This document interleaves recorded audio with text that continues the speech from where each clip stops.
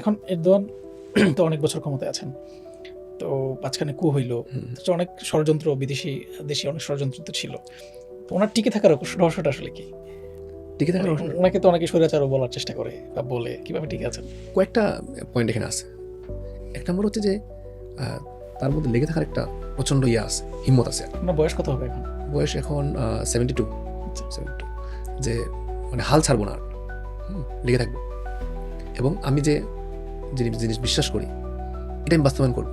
আমি যে স্বপ্ন দেখি এটা মানে পুরোপুরি বাস্তবায়িত হবে, এই হিম্মতটা তার মধ্যে আছে। আমি তো এরদোয়ানের অনেক কাছের মানুষের সাথে ইন্টারভিউ করছি বই লেখার সময়, যারা এরদোয়ানকে 30 বছর ধরে দেখতেছে, 40 বছর দেখতেছে, এই লোকদের সাথে আমি ইন্টারভিউ নেওয়ার সুযোগ আমার হয়েছে। তো সেখানে দেখছি যে এই যে হিম্মতটা, সবার কাছে কম সাহস, হ্যাঁ, এটা সবাই আমাকে বলছেন যে না, তার এই গুণের কারণে সে এখনো টিকে আছে। এটা একটা। নাম্বার 2 হচ্ছে যে এরদোয়ান যেই যাদের ভোট পেয়ে কি বলে পাওয়ারে আসে, এই যে এই গ্রুপটা, বিশেষ করে যারা কনজারভেটিভ, তার মধ্যে কনজারভেটিভ সোসাইটিটা আছে, তার কিন্তু 65% অলমোস্ট কনজারভেটিভ।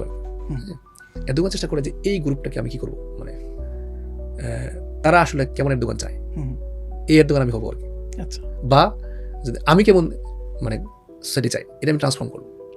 এই যে কমিউনিকেশনটা, এটা তার মধ্যে আছে, এবং চমৎকার কমিউনিকেশন স্কিল আছে।